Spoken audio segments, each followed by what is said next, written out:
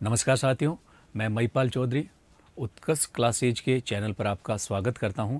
दोस्तों, अभी जो कोविड काल में चल रहा है, कोरोना थेरेपी, वैक्सीन, हमारे आसपास दिनचर्या में ये सब जो है देखने को मिलते हैं। तो उसमें से आज हम डिस्कस करेंगे प्लाज्मा थेरेपी क्या होती है। देखिएगा, कई बार हमारे मन में डाउट होता है कि प्लाज्मा डोनेट करना चाहिए, नहीं करना चाहिए। अगर हम करना चाहें तो इसके लिए क्या क्या शर्तें होती है, किस तरह से डोनेट किया जाता है, क्या इसके फ़ायदे हैं, क्या इससे कोई शरीर में नुकसान हो सकता है।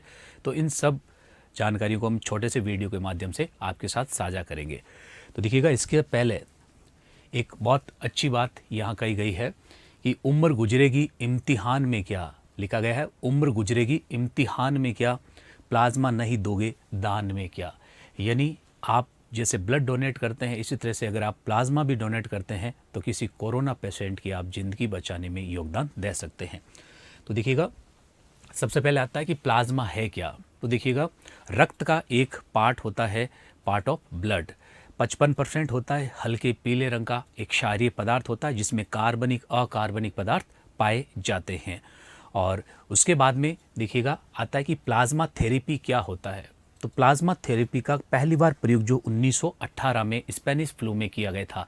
दोस्तों, इस तरह का क्वेश्चन पिछली बार केबीसी में भी पूछा गया था, इससे पहले क्या कोई महामारी इस तरह की आई थी। तो बिल्कुल, यह 1918 में एक स्पेनिश फ्लू हुआ था, वहाँ पे इसको काम में लिया गया था। इसमें कुछ नहीं होता, जिस व्यक्ति को कोविड हुआ है, कोरोना जो रोगी रह चुका है, जिसके शरीर में एंटीबॉडीज़ बनते हैं, तो वहाँ उसका प्लाज्मा लिया जाता है और उसका एंटीबॉडीज़ किसी कोरोना पेशेंट के शरीर में प्रवेश करवा दिया जाता है, जिससे उसमें भी एंटीबॉडीज़ बनते हैं और वो उस रोग का अच्छी तरह से सामना कर सकता है। यानी एंटीजन के वो खिलाफ उसका शरीर जो सक्षम हो जाता है, लड़ने की क्षमता विकसित कर लेता है।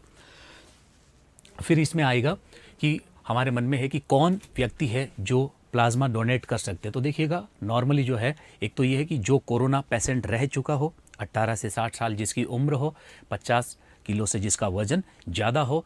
इसके अलावा देखिएगा, यहाँ पे हम कहेंगे कि 28 दिनों से जो है संक्रमण से उबर चुका हो, यानी 28 दिन हो चुके हो, और इसी तरह से हीमोग्लोबिन काउंट है वो 8 से ज़्यादा हो, ये लोग डोनेट कर सकते हैं। इसके अलावा ये दिमाग में आता है कि ऐसे कौन से लोग हैं जो प्लाज्मा डोनेट नहीं कर सकते हैं। तो देखिएगा, अगर किडनी डिजीज़ है, हार्ट डिजीज़ है, इसी तरह से कोई महिला प्रेग्नेंट है, या फिर जो है व्यक्ति जो पिछले 3 दिन से लगातार शराब का सेवन कर रहा है, ऐसे व्यक्तियों को प्लाज्मा डोनेट करने से मना किया जाता है। तो इस स्थिति में ये रोगों के अलावा, या फिर जो है जिसने वैक्सीन लगाई, देखिएगा ये भी बहुत कॉमन क्वेश्चन होता है कि मैंने वैक्सीन लगा ली है, अब मैं क्या डोनेट कर सकता हूँ प्लाज्मा। आप डोनेट कर सकते हैं, लेकिन 28 दिन के बाद में, वैक्सीन लगाने के 28 दिन बाद आप प्लाज्मा डोनेट कर सकते हैं, और 50 किलो से वजन कम भी नहीं होना चाहिए। और उसके बाद में देखिएगा, ये प्लाज्मा थेरेपी पहला इस्तेमाल करने वाला राज्य केरल है। इसमें लगभग 400 से 500 ml प्लाज्मा लिया जाता है। और कितना समय लगता है? लगभग 30 मिनट के आसपास का समय इसमें लगता है। और फिर इसको 200 ml के हिसाब से 2 व्यक्तियों में चढ़ाया जा सकता है। यानी आप एक बार ब्लड ये प्लाज्मा डोनेट करते हैं तो आप 2 व्यक्तियों की ज़िंदगी बचा सकते हैं। और देखिएगा, इसमें कोरोना बैंक कहाँ पर स्थापित किया?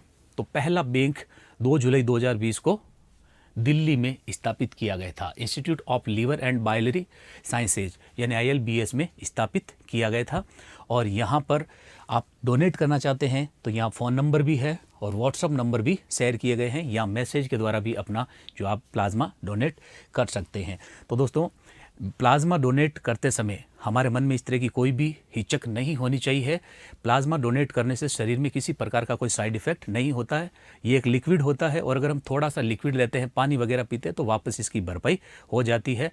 और नॉर्मली 15 दिन के अंतराल से हम ये डोनेट जो है कर सकते हैं, या 15 से लेकर 28 दिन के भीतर। तो एक साल में लगभग 12 से 13 बार हम प्लाज्मा डोनेट कर सकते हैं। इसलिए बिना किसी घबराहट के, जहां कहीं भी किसी को डोनर को आवश्यकता है, आप पेशेंट रह चुके हैं, तो बेहिचक प्लाज्मा डोनेट कीजिएगा। आप इससे किसी की ज़िंदगी बचा सकते हैं। इसी तरह से देखिएगा, कोविड में सेफ रहिए, घर पे रहिए और सैनिटाइज करते रहे और सोशल डिस्टेंस बनाते हुए